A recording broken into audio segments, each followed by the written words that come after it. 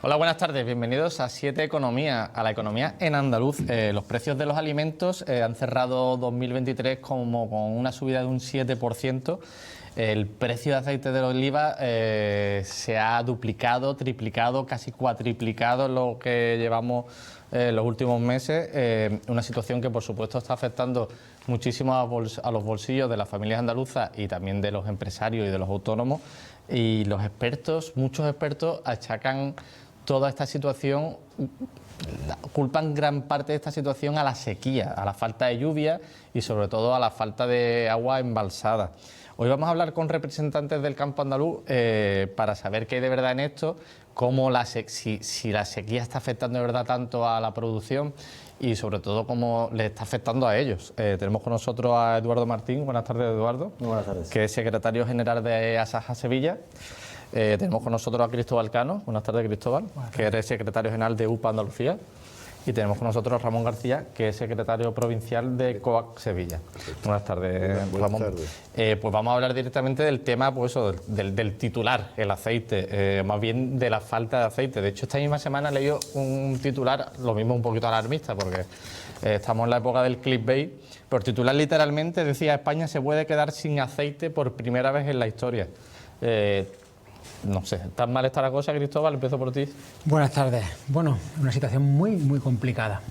Antes hablábamos de récord, que no es bueno dar cifras, ¿no? Pero un ejemplo claro de lo que está pasando es que si sumamos la anterior campaña y la presente, esas dos campañas, sumando las producciones de estas dos campañas, que son las más malas, tendríamos el volumen de una cosecha media en España. Es decir, en 2 años vamos a producir lo que un año normal, sumado a la fuerte demanda que continúa en los mercados, ¿no? Los datos de comercialización son buenos. El consumo de aceite de oliva, si bien hay cambios de hábitos al comprar en menor frecuencia y menores volúmenes, pero no se ha caído la demanda, ni mucho menos. El consumidor sigue siendo fiel al aceite de oliva como la grasa vegetal más sana y saludable que existe, ¿no?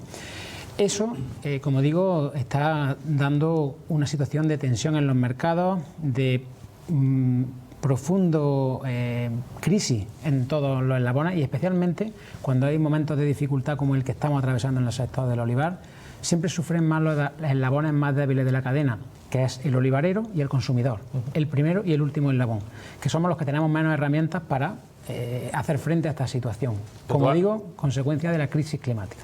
¿Quién explica cómo afecta la falta de lluvia a lo que es de verdad el ciclo productivo de un olivo, de la aceituna? ¿Quién se atreve? Sí. Quiero decir, ¿cómo de importante es? Porque no es lo mismo que llueva, sé que no es lo mismo que llueva, yo qué sé, en agosto, a que llueva en enero, a que llueva en febrero. ¿Cuál es el ciclo? ¿Cómo afecta la falta de lluvia? Mira, ¿o qué sería lo ideal para que hubiera una buena producción? Lo ideal es que llueva en primavera, que tengamos un otoño generoso en lluvia. Son las primavera y otoño. Primavera y otoño, pero un factor tremendamente importante y que ha marcado esta campaña y la anterior es el anómalo comportamiento también de las temperaturas. Sumado a la sequía, a la gravedad en la sequía, a la falta de jugo de la tierra y la debilidad que eso supone en el olivo, pues hemos tenido un comportamiento en las temperaturas anormal que ha condicionado también estas dos campañas malas.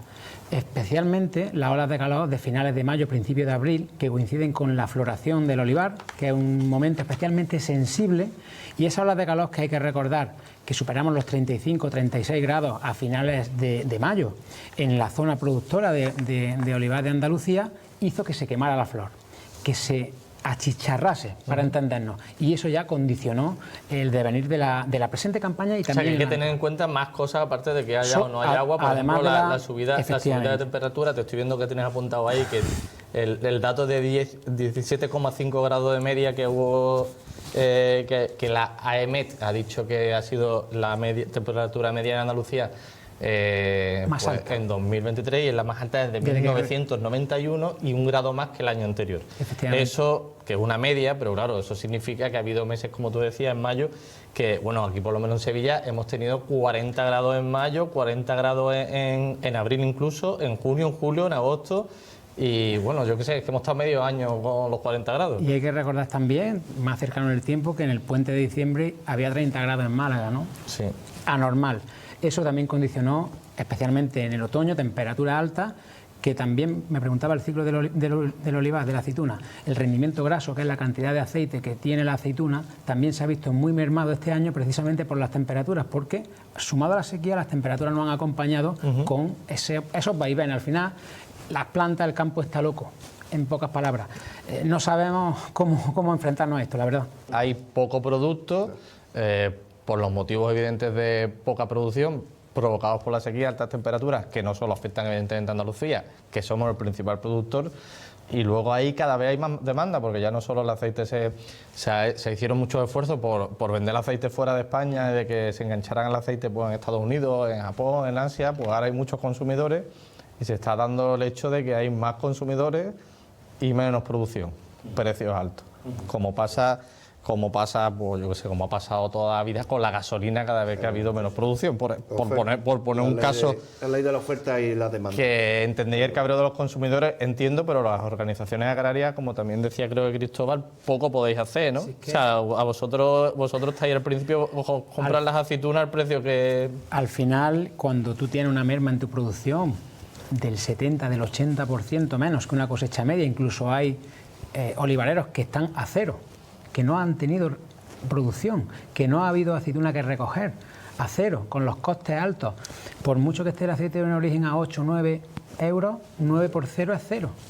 Es que la cuenta es muy clara, es que cuando no tienes producción, cuando tú tienes que realizar las labores en tu explotación, tienes que podar, tienes que abonar, tienes que desbrozar, tienes que los tratamientos que haya que hacer, porque no puedes abandonar la explotación. Hay unos gastos básicos, claro, que eso tienes que pagarlo sí o sí, da igual la producción que tengas. Si la producción no llega a un límite, estás en pérdida. Estamos en pérdida, insisto, lo recalcaba antes y creo que es importante trasladar al conjunto de la sociedad que este problema evidentemente afecta a todos en la cadena, pero especialmente a los más débiles. Olivareros y consumidores. La industria de distribución tienen otra arma, otra dimensión, otras fortalezas para que independientemente de la situación puntual de los mercados, difícilmente pierdan. Esa famosa cadena, esos eslabones de esa cadena, ¿no? Como dice Cristóbal, parece que hay eslabones un poco más débiles, con menos capacidad de resistencia que otros, ¿no?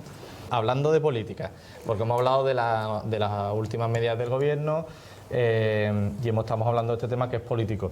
¿Qué os parece la labor del ministro José Luis Planas? Creo que incluso alguna organización, no sé cuál de ellas, pidió incluso su dimisión en algún momento, ¿no? No sé, Cristóbal, ¿vosotros qué os parece? Bueno, un poquito enlazo con lo que has comentado antes, ¿no? De la reducción del IVA en el aceite de oliva, que es una medida que es la segunda vez que se rebaja. Recordemos que el año pasado pasó del 10% al 5% y ahora del 5% al 0% a su exención.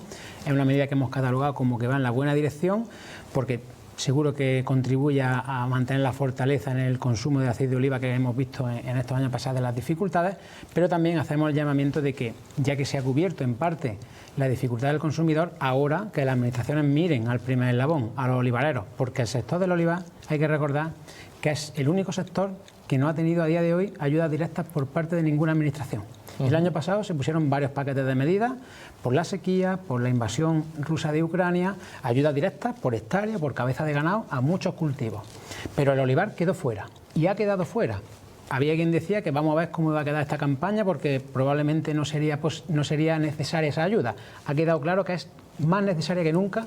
Y seguimos sin ayuda. Seguimos sin ayuda. Yo quería entrar en el tema de la ayuda más adelante, pero bueno, ya la están dejando claro. Hay que dejarlo claro en todos los foros. Y como decía, la labor del ministro, pues bueno, con sus luces y sus sombras, al final gestionar la política agraria en un país como el nuestro, tan diverso y tan complejo, es difícil. Pero bueno, yo creo que en ese balance, a nuestro juicio, pues pesan más las luces que las sombras. Vosotros, UPA lo aprueba, ¿no? Por lo menos el 5, un 6, sin llegar a ser destacado, pero bueno, un aprobado raspado. Oye, lo que está claro es que la culpa de la sequía, está claro que la culpa de la sequía es que no llueve, pero la culpa real es que hay en marcha un cambio climático que no tiene marcha atrás y que esto afecta de forma drástica a Andalucía porque ya tenemos un clima semidesértico, pues estamos pasando a un clima desértico, básicamente el clima que tienen en los países del norte de África, aunque ya prácticamente no hay mucha diferencia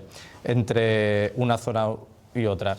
Lo que estaba claro que esto se veía venir, esto todos los modelos climáticos lo decían, hemos citado antes a la AEMET, a la Agencia Estatal de Meteorología, que esta misma semana dijo que Andalucía sufría la peor sequía desde 1961, pero que esta sequía se remonta a 2016, o sea que empezó en 2016, estamos ahora en 2024, hace 8 años. Quiero decir que algo se podría haber hecho, ¿no? Porque datos había, ¿no? Para no, que parece que ahora todo el mundo la sequía la cogió por sorpresa, que esto ha sido, la pandemia nos cogió por sorpresa, fue de un día para otro, pero esto se veía venir, ¿no? Bueno, Raúl, como dices, se veía venir, pero no es tan lejano en el tiempo, incluso podemos ver gente que todavía, o colectivos, que incluso dudan del cambio climático. A día de hoy, cada ¿no? vez menos. Cada vez menos, ¿no? Pero es verdad que la crisis climática, nosotros desde nuestra organización lo teníamos tan claro que llevamos ya bastantes años trabajando en programas, en difusión, en jornadas y en inculcar al agricultor y ganadero que hay que adaptarse en la medida de nuestras posibilidades a esos cambios, al cambio climático. Además, Andalucía está al sur de Europa. Es el laboratorio perfecto para poner en marcha innovación, investigación e inversión en hacer frente a los rigores de esta crisis climática, ¿no? Frente a la sequía, evidentemente es necesario un esfuerzo a todos los niveles y sería bueno que en este clima de crispación política pues se sacaran las cosas de comer, como yo digo, de ese juego, ¿no? Y un pacto nacional por el agua es completamente necesario. Un pacto que lleve aparejado inversiones en infraestructuras, en embalses, en balsas, en desalación de agua a precio razonable para el agricultor o en aprovechar al máximo el agua regenerada, que son las vías que tenemos. No podemos inventar el agua, tenemos que hacer el mayor uso de las que tengamos. Pero frente a ese esfuerzo en inversiones que generen más recursos, tiene que ir aparejado un debate en el reparto del agua.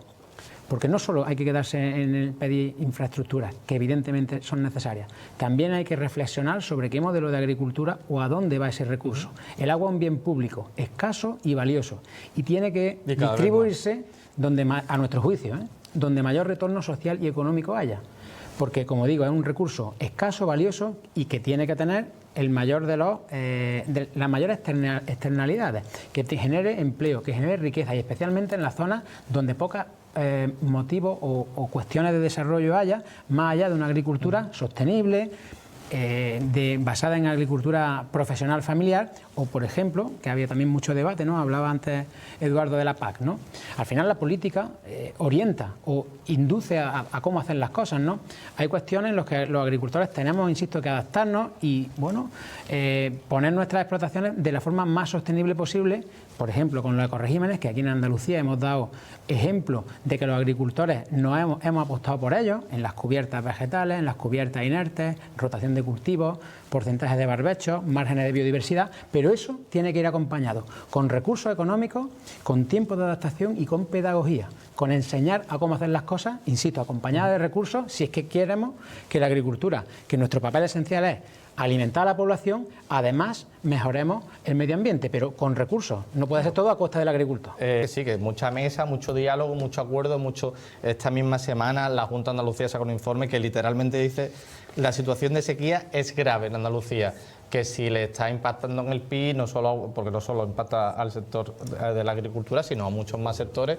Pero aquí no se ve una máquina moverse, no se ve una parte de inversión clara, no se ve no estaría Navantia construyendo desaladoras, no sé el tiempo por qué lo estamos perdiendo. ¿Estáis de acuerdo conmigo que se está perdiendo un tiempo precioso? Que gastar tiempo en más diagnósticos es inútil. El diagnóstico creo que está claro y es palpable. Lo que hace falta es ejecutar acciones y el movimiento se demuestra andando. Exactamente.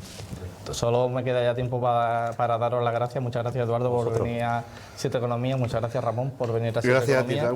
Y muchas gracias, Cristóbal, por venir a Siete Economías. Espero que no sé cómo decir que la cosa mejore porque tiene pinta mal, pero bueno, ojalá que llueva por lo menos.